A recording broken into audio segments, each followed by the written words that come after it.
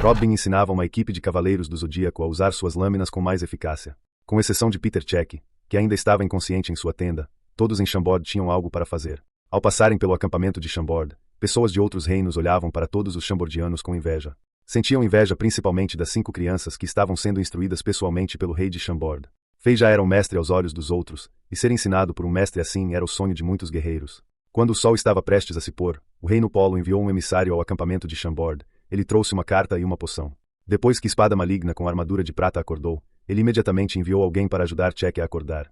A maioria das pessoas talvez não saiba como Espada Maligna com armadura de prata sobreviveu sob a lâmina de uma espada, já que uma espada estava bem perto de Fei quando conversaram, mas o próprio Espada Maligna com armadura de prata sentiu algo. Principalmente depois que o velho rei de Polo lhe contou sobre a conversa entre uma espada e o rei de Chambord, ele imediatamente enviou alguém a Chambord. Fei abriu a carta e leu. Depois, percebeu que sua hipótese estava correta. A técnica de espada maligna com armadura de prata não afetava a alma das pessoas, assim como sua espada da alegria e tristeza, espada da separação e da reunião e espada sem nome afetavam as emoções das pessoas. As técnicas de espada maligna com armadura de prata eram realmente milagrosas, mas Fei finalmente sabia como despertar Check. Fei agradeceu ao enviado e perguntou-lhe sobre o estado de espada maligna com armadura de prata.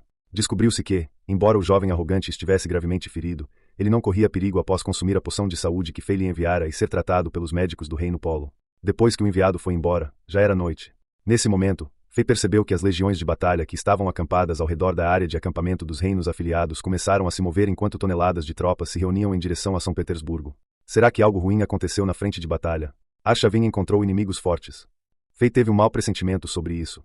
Depois de pensar sobre isso, ele enviou alguns agentes de fiscalização espertos para fora do acampamento para coletar informações. Embora Fei não tivesse nenhum sentimento de pertencimento a Zenith, ele estava vivendo lá. Se o Império Zenith fosse conquistado, o reino de Chambord logo estaria em perigo. Principalmente porque Fei queria o controle da nova legião que estava prestes a ser formada, e essa legião estava indo para a linha de frente da batalha. Era melhor ele prestar atenção no que estava acontecendo. O tempo passou e a escuridão envolveu o continente. Os oficiais de execução da lei que estavam reunindo informações logo retornaram.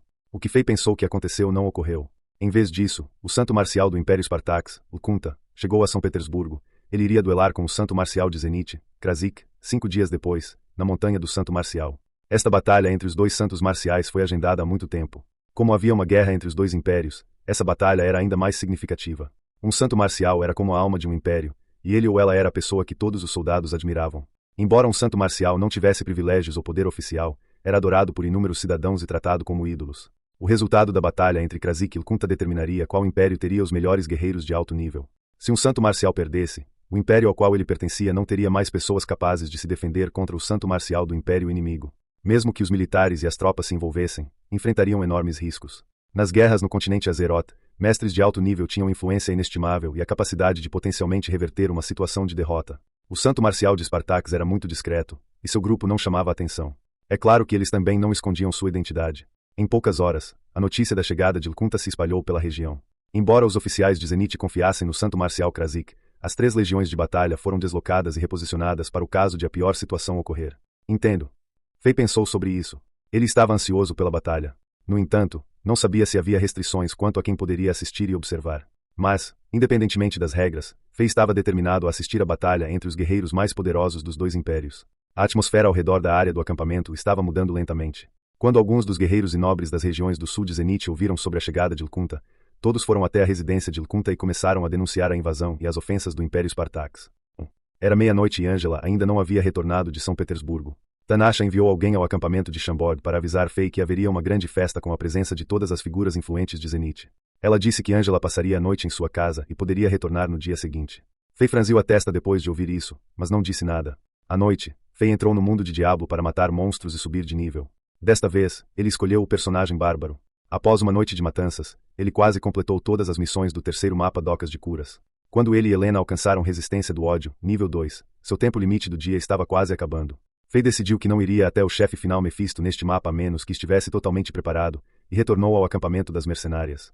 Ele aprendeu mais informações com Akara e Caim, e então perguntou a eles o quanto já haviam decodificado aquela sala misteriosa. Ao ouvir que o sucesso não estava muito distante, ele se esforçou ao máximo para conter a curiosidade e saiu do mundo de Diablo. Agora, o personagem bárbaro estava no nível 76.